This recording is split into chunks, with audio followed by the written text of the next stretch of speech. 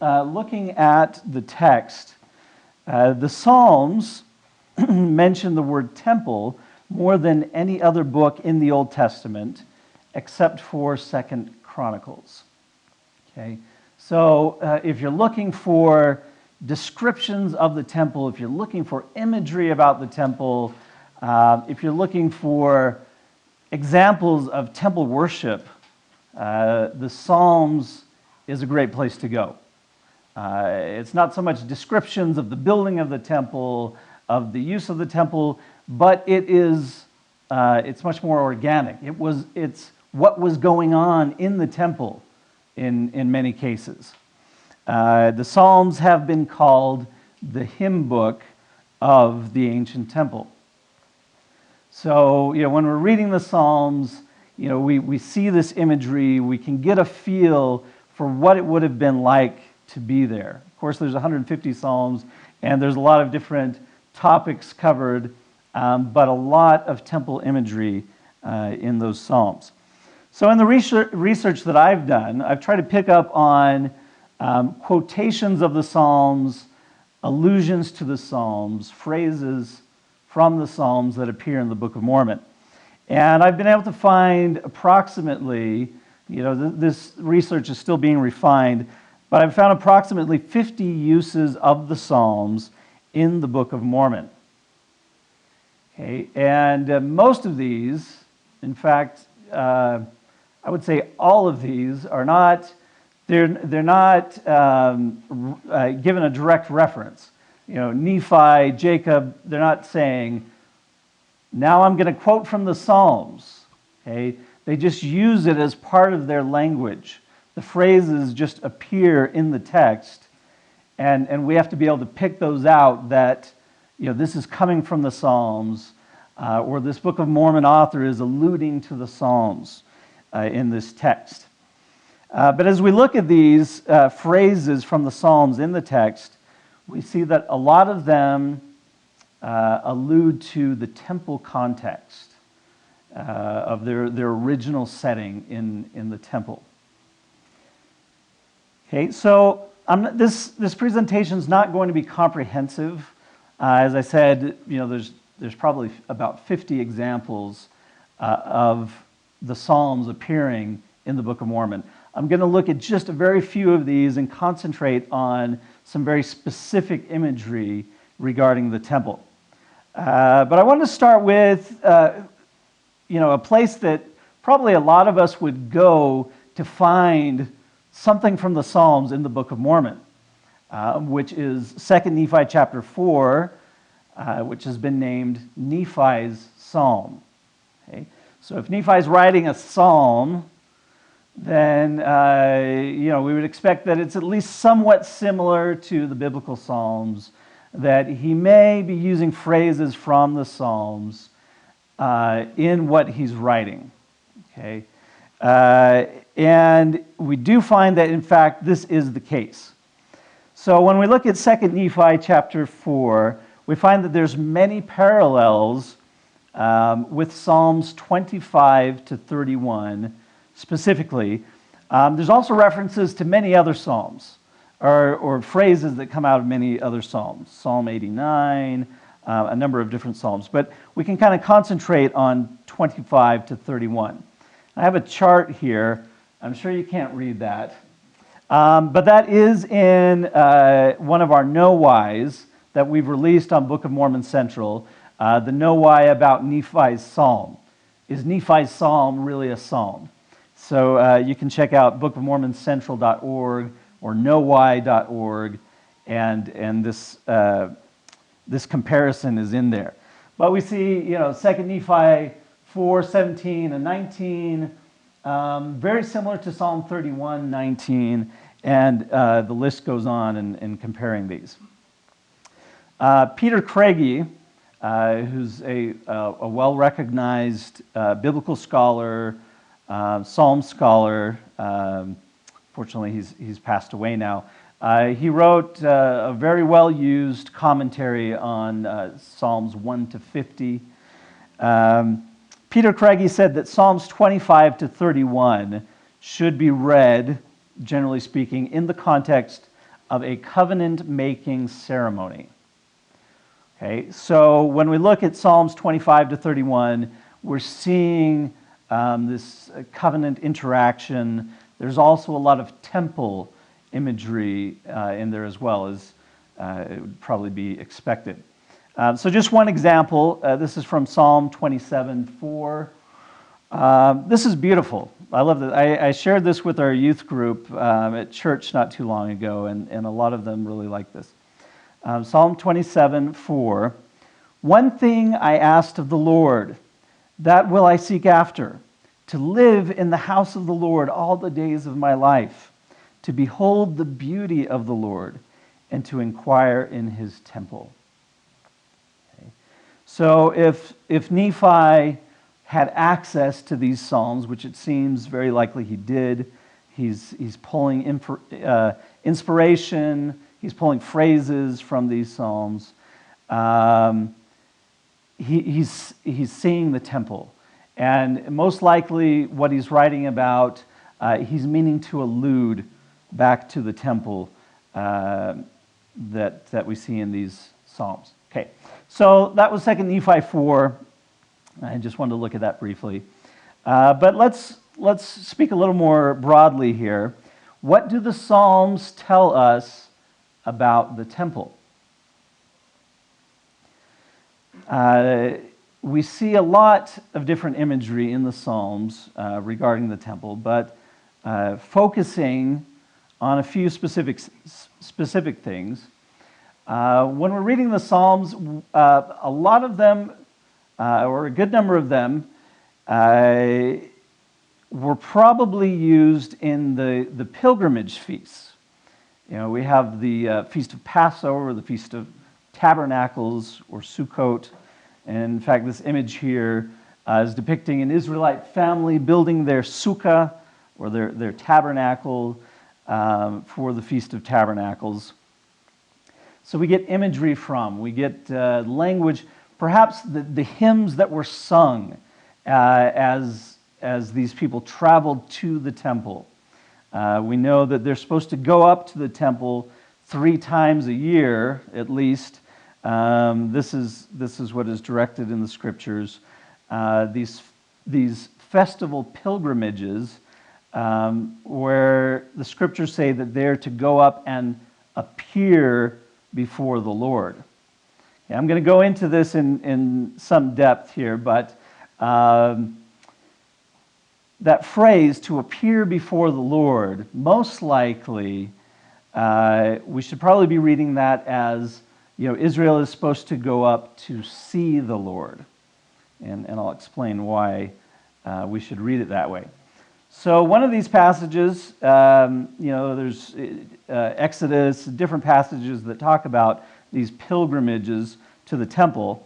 Deuteronomy 31:11 states, "When all Israel is come to appear before the Lord thy God in the place which he shall choose, thou shalt read this law before all Israel in their hearing." Okay, so that's the King James Version. And you know what it states? All Israel is to come to appear before the Lord. Okay, the verb there, to appear, is ra'ah, the verb meaning to see. Okay, but it's here we read it it's stated passively, the nifal form. So to be seen. So we come to the temple to be seen by the Lord. However, if you look at any good lexicon, Hebrew lexicon, it will generally state that this phrase should probably not be, or the verb should probably not be passive, but should be active. So the call Hebrew form of the verb.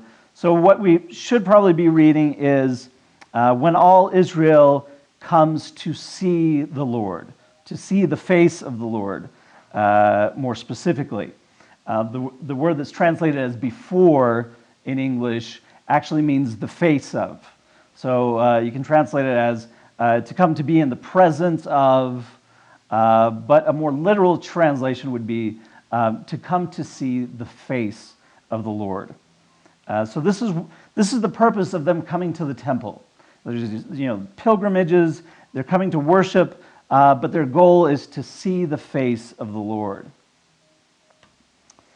And so an example of this, with this festival setting, is Psalm 42, and I'm looking at verses 2 and 4. My soul thirsts for God, for the living God. When shall I come and appear before God? Or we could translate that, when shall I come to see the face of God? These things I remember as I pour out my soul, how I would go with the throng and lead them in procession to the house of God, with glad shouts and songs of praise, a multitude keeping festival. Okay?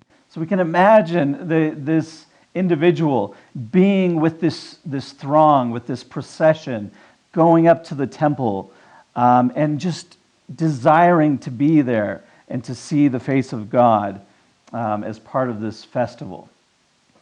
Okay, now, we don't know exactly how this played out. There's a lot of talk about the high priest going into the temple and then coming out of the temple, and people are waiting to see the high priest, and somehow the high priest is representing Yahweh as he comes out of the temple. But we don't know exactly how that worked. But we know from the text that this was their desire, to go to the temple to see the face of God. Okay. Another pilgrimage festival psalm. This one doesn't focus so much on seeing the face of God, but it kind of gives us a picture of what's going on here. This is Psalm 122. He says, I was glad when they said to me, let us go to the house of the Lord. Our feet are standing within your gates, O Jerusalem. So you can imagine yourself being there with this group. Jerusalem, built as a city that is bound firmly together.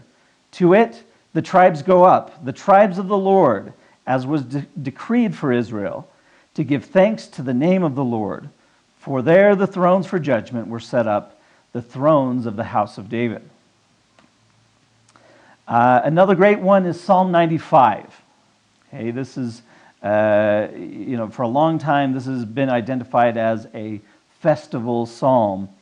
It says, come, let us sing joyfully to the Lord. Let us shout for joy to the rock of our salvation. Let us come into his presence. Again, literally, that's let us come before his face with thanksgiving. Let us shout with songs of praise to him. Come, let us worship and bow down. Let us kneel in the presence, or again, before the face of the Lord who made us. For he is our God, and we are the people of his pasture and the flock in his care. Now, the reason why I wanted to focus on Psalm 95, there's other psalms that we could look at that fit very well in this, this pilgrimage, this festival setting. But Psalm 95 is especially important because we find Psalm 95 in the Book of Mormon, actually multiple times. But before I discuss that, just a note from Hermann Gunkel. Hermann Gunkel is recognized as a pioneer in psalm study in the 20th century. And a lot of our ideas regarding the settings of the psalms, how they were used, how they might have been a part of temple worship, we get the initial ideas coming from Hermann Gunkel, and then others of his students and people of that time. Hermann Gunkel said that Psalm 95 was a temple hymn sung when worshipers journeyed to Jerusalem and sought entry into the sanctuary. Okay, so very much in the location of the temple. We find Psalm 95 being used by Jacob, the brother of Nephi. And Jacob, as we know, was anointed by Nephi to be a priest and a teacher over the people of the land. And there's a number of times where we get the idea that Jacob is speaking from the temple. Okay, so Jacob's speech in Jacob 2-3 is at the Nephite temple. It says that explicitly in Jacob 2. Jacob there cites Psalm 95. Psalm 95, 8 and 11, actually in Jacob 1, And then he cites it again in chapter 6, verse 6. So he's almost kind of bookending his writings on the small plates of Nephi with Psalm 95. Okay, Jacob chapter 7 is kind of separate. It talks about Sherem and that. But his writings, he starts and ends with Psalm 95. We also find Psalm 95 cited in Alma chapter 12 and 13. And it's interesting that we find them in those chapters because those chapters are specifically talking about temple, they're talking about the priesthood. That's the section in the Book of Mormon where we get talk about the Melchizedek priesthood. And so it is very fitting that we would find this temple psalm showing up there as well.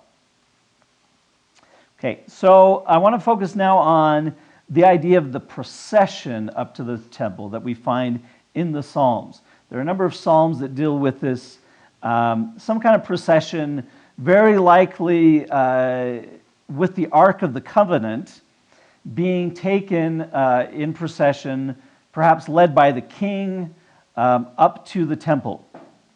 And so just focusing on a couple of verses that talk about this, or a couple of Psalms that talk about this. Psalm 68, your solemn processions are seen, O God, the processions of my God, my King, into the sanctuary. The singers in front, the musicians last, between them girls playing tambourines. Bless God in the great congregation, the Lord, O you who are of Israel's fountain. Okay, so we have this picture, this image of this procession with music and dancers and the Ark of the Covenant going up into the temple.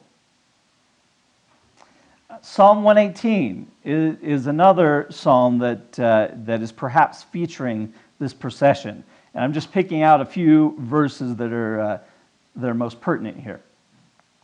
Okay, so we get this line, open for me the righteous gates, so I may enter through them to give thanks to the Lord. This is the Lord's gate. The righteous will enter through it. Okay, so this idea of the gates of the temple complex opening up for the procession to go through. We get the famous line, the stone that the builders rejected has become the cornerstone.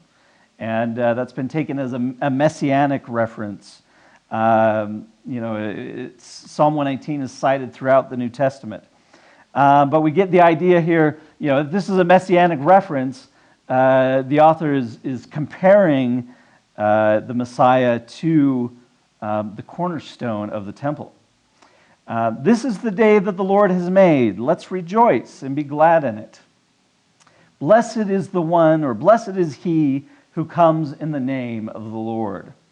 Okay, again, this is taken messianically in the New Testament. Let us bless you from the Lord's house.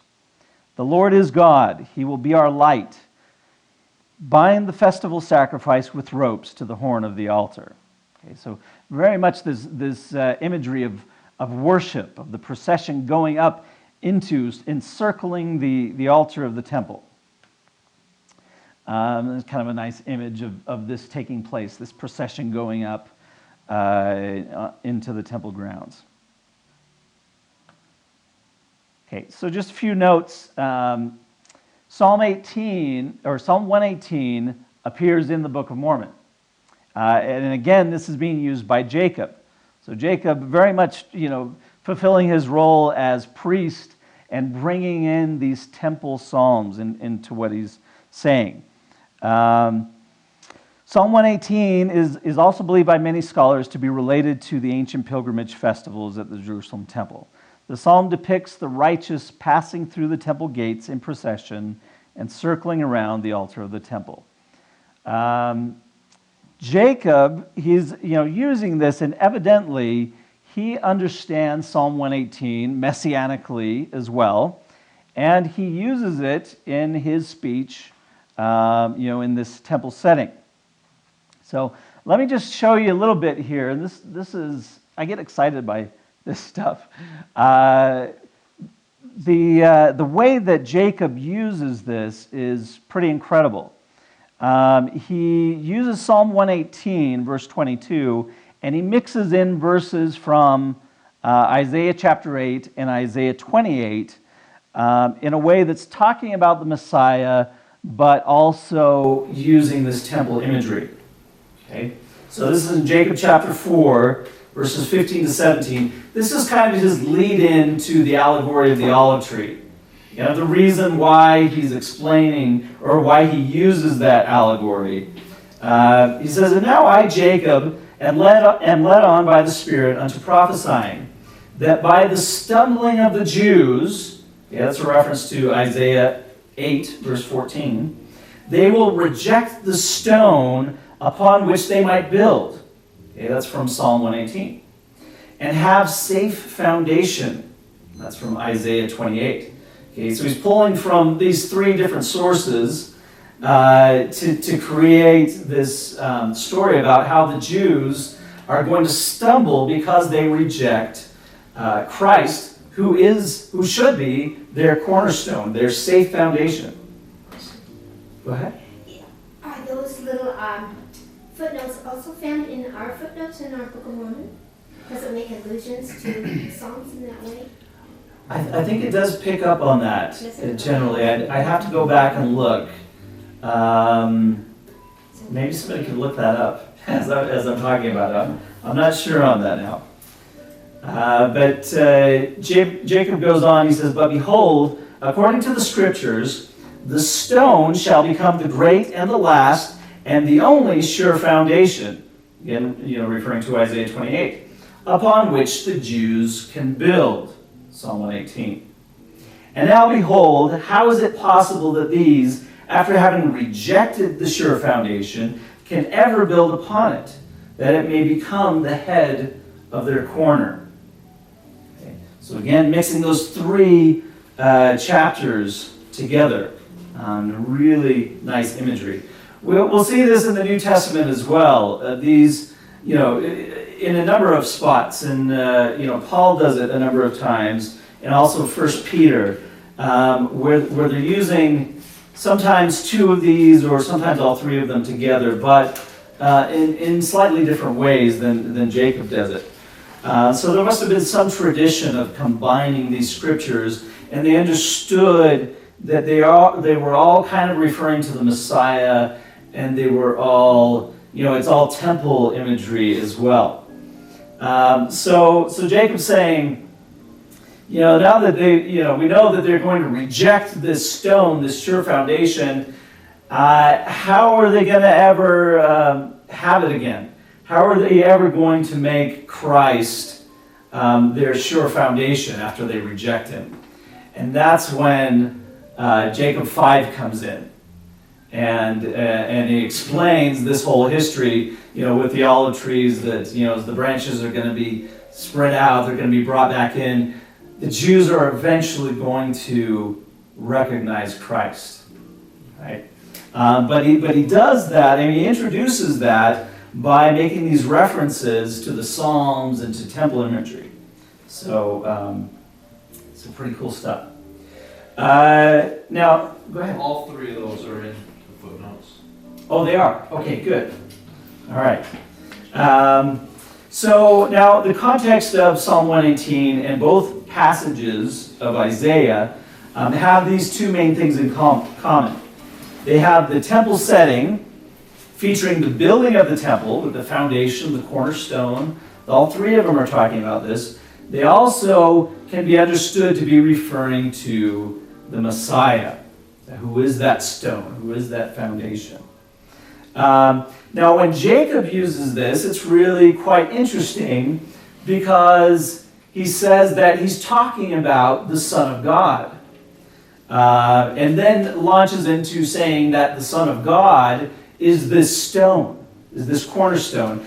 And probably what we're seeing here is Jacob making a really neat play on words in the Hebrew. Between the Hebrew word for son, ben, and the word for stone, eben. Okay, so, he's saying The ben is the eben, the son is the stone. Jacob identified Christ, the Son of God, with the imagery of the cornerstone of the foundation of the temple. Okay, so we see Jacob understands this really well. He's able to take these scriptures and use them in a way that an Israelite who was familiar with the temple would have recognized. Okay, so this quote, I've taken this out of a Know Why that's going to be published on Book of Mormon Central in not too distant future. Quotations from the Psalms should be expected from Jacob as he officiated in and discoursed from the Nephite temple as a consecrated priest and teacher over the land. Okay? So when we're reading Jacob, we should expect to see him quoting from the Psalms as a good Israelite priest would likely do. All right. So now I'm just going to touch on this very briefly. There have been great books written on this. Brother Baker has written on these topics. Jack Welch,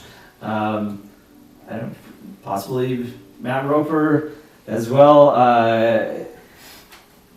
The temple pilgrimage, the festivals of the Israelites show up a number of times in the Book of Mormon. Or, we see many parallels. And people have pointed out that, these show up in Jacob's temple address, 2 Nephi 6 to 10, also throughout the book of Jacob, as I pointed out here, and also King Benjamin's speech. There have been a number of articles, books focusing on the idea that King Benjamin's speech lines up with the Feast of Tabernacles. Or the Israelite New Year Festival. And we see a number of parallels throughout his speech. So I won't go into that because those have been explored a lot, and I want to focus more on the text. But I did want to just throw this in here as I'm continually plugging Book of Mormon Central here. I wanted to show one of our videos that Matthew puts these videos together with the help of many others. This is a video that was recently put out on Jacob, and if he is referring to ancient Israelite autumn festivals, or if that's what he's doing when he's getting up and speaking. So I'll just put that up.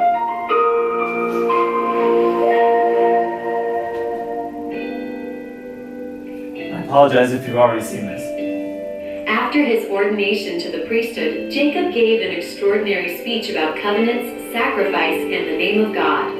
One interesting thing about this speech is how it themes parallel features of the ancient Israelite autumn festivals, especially that of the Feast of Tabernacles, or Sukkot, which celebrated the blessing and necessity of the atonement. This speech shows subtle connections between the Book of Mormon and the culture of ancient Israel, reinforcing the book's antiquity and consistency with the biblical record. This connection is just another example of how the Book of Mormon rewards careful reading. And now you know why.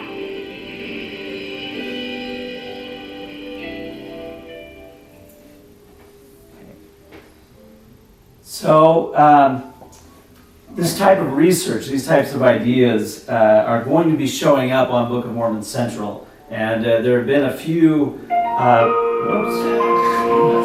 I just probably knew that was going to happen. Okay. Hopefully it'll stay off. Look for these ideas. What I'm presenting here to show up in no wise on Book of Mormon Central. I actually didn't write that one on the autumn festivals. That was Stephen and Neil write a lot of these. So, but some of these ideas that I'm presenting here will also show up. I want to focus now on Psalm 24. Psalm 24 is a very interesting psalm. It's been categorized by numerous scholars as a temple entry psalm.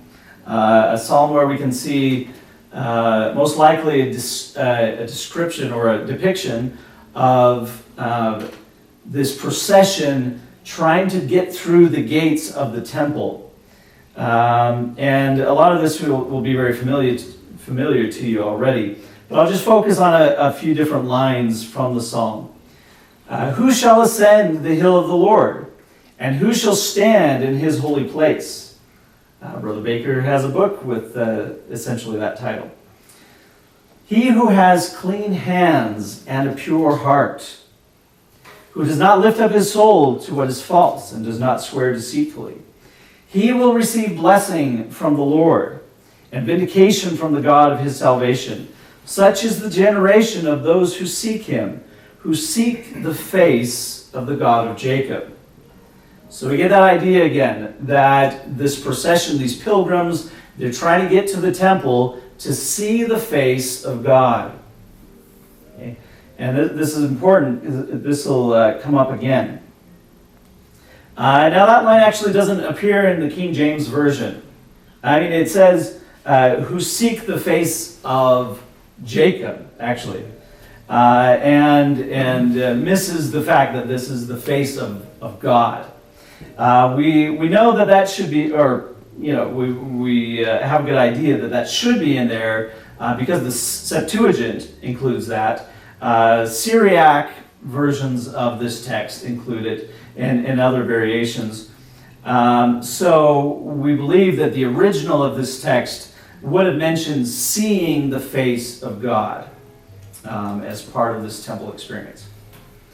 Okay, a couple of other psalms, I could cite more, but there's some other psalms that actually confirm this idea, and it's spread throughout the book of Psalms. So Psalm 17:15 says, "As for me, I shall behold your face in righteousness. When I awake, I shall be satisfied, beholding your form." Okay, so quite clearly the idea that God is going to be seen.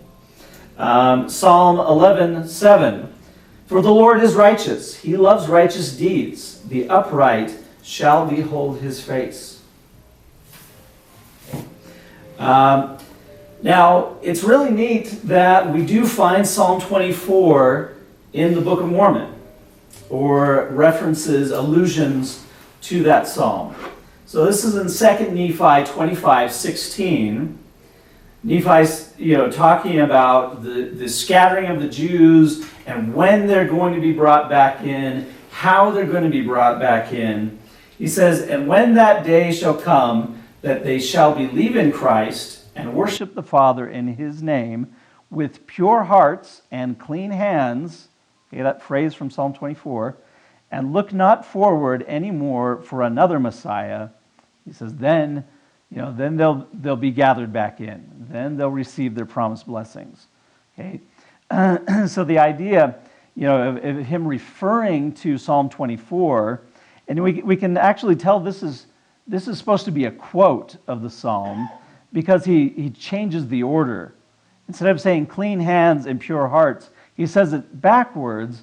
And in ancient times, we call this Zeidel's law. In ancient times, a lot of times they would quote something from the scriptures backwards to let the listeners know that they are meaning to quote from something. Okay, so the idea here in Nephi is that once the Jews are ready, once they're worthy, clean hands and a pure heart, once they're ready for temple worship, essentially, then they won't look forward anymore to another Messiah. Then they'll be able to recognize, they'll be able to see the face, essentially, of the true Messiah, and they'll believe in Christ. We also see Psalm 24 showing up in Alma chapter 5. Okay, that great discourse in Alma 5.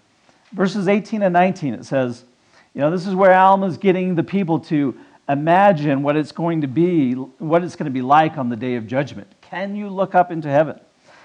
He says, or otherwise, can you imagine yourselves brought before the tribunal of God, Okay, so essentially, you're imagining yourself having ascended into heaven and standing before the tribunal of God with your souls filled with guilt and remorse. Can you look up to God at that day with a pure heart and clean hands? Again, Psalm 24. Can you look up having the image of God engraven upon your countenances?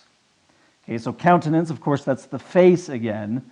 So having the image of God engraven upon your countenance. I know Mark Wright has done some great work on that idea and what that might have meant in the the cultural context of the Book of Mormon. But I want to look at it a little bit differently. We know well the story of Moses. I think this is supposed to be a picture of Moses after he's gone up into Mount Sinai and he's seen the face of God, and that's reflected in his own face. He comes down to his people, and his face is shining so much that they can't look at him. He has to put a veil over his face. Okay, so there's this idea of transfiguration, of the person who sees God becoming like God, and having that same shine, that same glow and light in their face that God has. And so that's kind of what I imagine when Alma says, having the image of God engraven upon your countenances. Your face looks like God's face, okay, because of its brightness. So that brings me to 3 Nephi 19:25. This is one of my favorite stories in the Book of Mormon, where the apostles have been teaching the people. They've baptized a large number of people. These people have the Holy Ghost come upon them. And then, after this has happened, Christ comes to them. And it says, and it came to pass that Jesus blessed them as they did pray unto him. So they've been praying to him.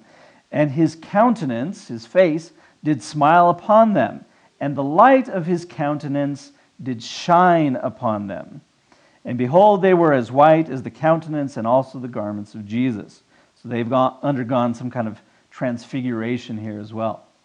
And behold, the whiteness thereof did exceed all the whiteness, yea, even there could be nothing upon earth so white as the whiteness thereof. Okay, so Jesus, he smiles upon them, his face is shining, he's like gloriously white, and the people are transfigured so that they now look like Jesus in that extent. And when Jesus had spoken these words, he came again unto his disciples, and behold, they did pray steadfastly without ceasing unto him, and he did smile upon them again, and behold, they were white, even as Jesus. Question. Yep. I'll ask a question here. We want to wait in. Oh, you're fine. In the previous slide, as well as in this one, the word white is used several times. That's right. And I know that some of the scholars have said that the word white probably should be translated pure. And as I was reading that last slide, to me it made more sense to say pure. And the same here. They were pure, even as Jesus. Okay. Do you have any? Well, no, I think that makes perfect sense. And there is, there were some modifications in the early editions of the Book of Mormon between white and pure. And we actually have a know why about that on Book of Mormon Central, where it kind of goes into that. But you can make that parallel. I think the white it's talking about here is a white of pureness. It's the light that comes forth from Jesus, and so that's, yeah, I would agree that that's how we should be looking at it. Okay, so this whole idea of Jesus' face shining. The people see Jesus and his face smiles upon them. His face shines. This is very much in line with a lot of what we see in the Old Testament, and particularly in the Psalms. But I want to start with the priestly blessing. We can find this in Numbers 6:24-26, and it's kind of scattered in various places, including the Psalms, which we'll see. But this is the blessing that the priest was supposed to pronounce upon the people, at some point in the temple worship. He says, "The Lord bless thee and keep thee. The Lord make his face shine upon thee and be gracious unto thee. The Lord lift up his countenance upon thee and give thee peace. Okay, so this is the blessing. This is what they were asking for the Lord's face to shine upon them, and they would be blessed because of this. And that's exactly what we're seeing in 3 Nephi 19. Jesus' face shining upon the people and him blessing them. So in the Psalms, we see this. Psalm 4:6, there be many that say, who will show us any good? Lord, lift thou up the light of thy countenance upon us. Psalm 67:1, God be merciful unto us, and bless us, and cause his face to shine upon us. And this is just a couple of examples, but it's found throughout the Psalms and elsewhere in the Old Testament. This desire to have God's face shining upon you. Another cool reference, this in a more festival temple type setting. Blessed are the people who know the festal shout. Okay, so they've been taught to say something, to shout something. Who walk, O Lord, in the light of your face. Okay, the people participating in the temple worship, somehow they're waiting for the Lord to shine his face on them. If we go into some of the intertestamental literature, Ben Sira has a story of Simon the high priest. Okay, and there's a description of Simon and him doing his priestly duties, and he does the sacrifice, and he goes into the temple, and he comes out of the temple, and the description says, when he emerged from the Holy of Holies, he was like the morning star, like the sun shining on the temple. His very presence made the court of the temple glorious.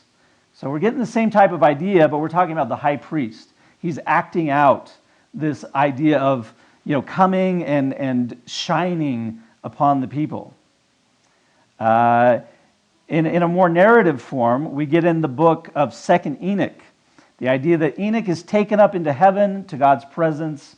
He's clothed in angelic garments, and his body becomes like a flame of fire. Okay, so Enoch is become like the angels, or like God even. And he says, I've become like one of the glorious ones. There was no observable difference.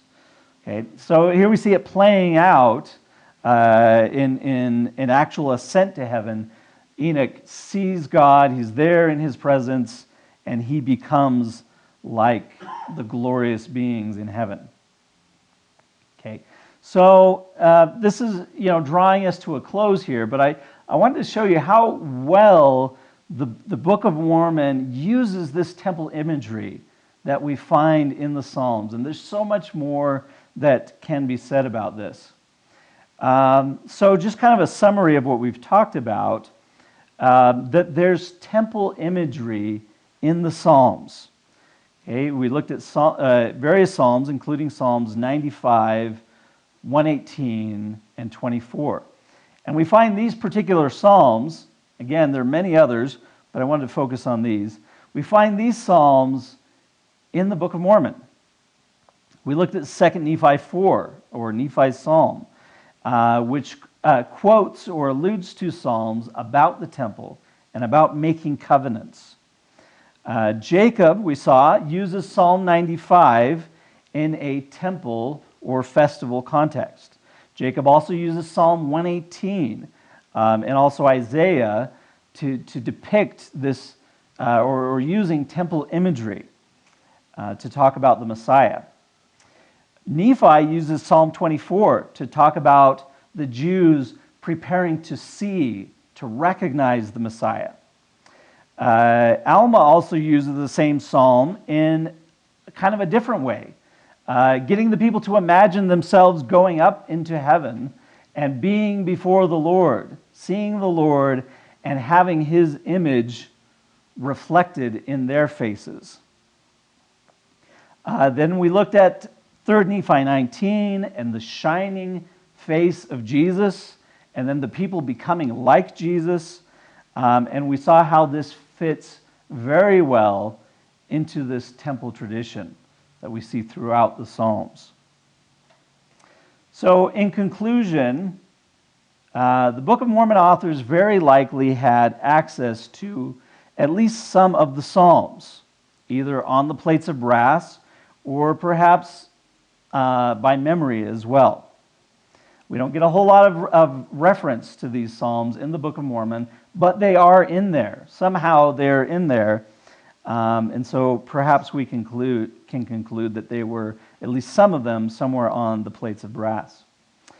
The Israelites, especially the priests and the Levites, knew the Psalms and sang them regularly the way that we know hymns from our modern hymn books. Okay? There's many instances where we throw in lines from Psalms that we know so well. Come, come, ye saints. We know where that's from. Okay, so we see this happening in the Book of Mormon. They're throwing in these Psalms into what they're saying. Jacob, for example, worked as a priest in the Nephite temple and would therefore be expected to know the priestly traditions of the ancient Israelites. Right. He was born in the wilderness. He was. So where would he get it from if not the brass plate?